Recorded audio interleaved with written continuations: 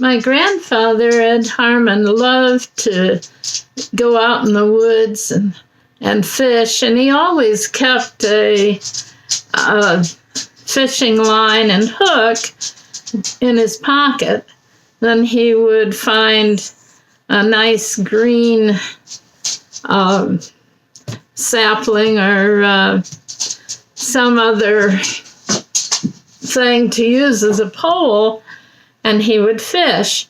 Now, when I was a little girl, he used to tell me about how that he would often fish from a covered bridge, and that these bridges had spaces in them, in the floor, along the sides, where you could actually put your hook down through there, your hook and line, and get a fish and pull it up through there. I don't know what would happen if the fish was too big to go through the holes, but they were pretty good size, so it probably was not a problem.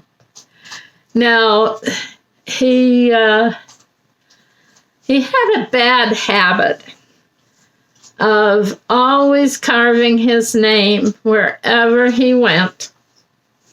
And he just wanted everybody to know he'd been there, I guess. But he always had a jackknife in his pocket, and he would take it out and carve his name on different places.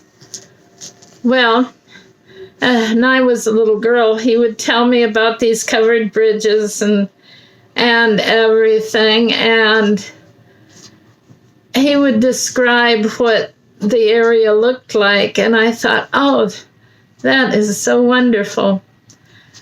But he didn't tell me about carving his name. I found that out from my mother.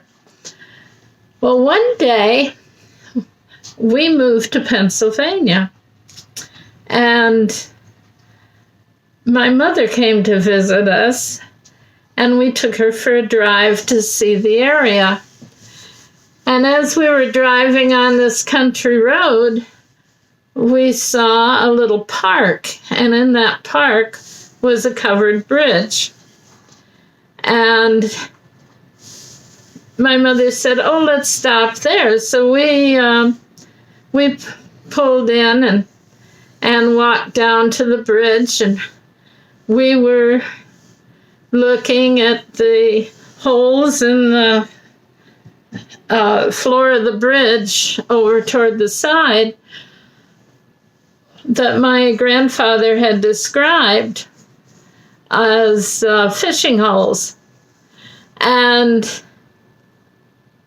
then as we were looking, my mother let out a gasp, because there on the railing of the covered bridge was Ed Harmon,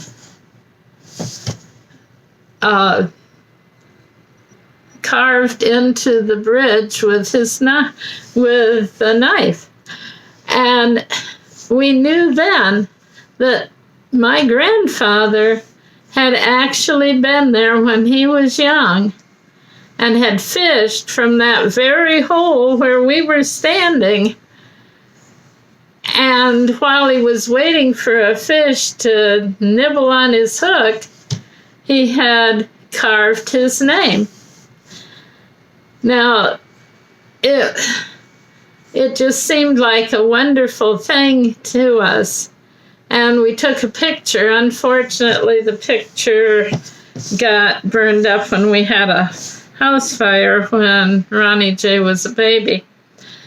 But it was just so thrilling to think that my grandfather was right there at that spot and had fished through that very same fishing hole in the covered bridge.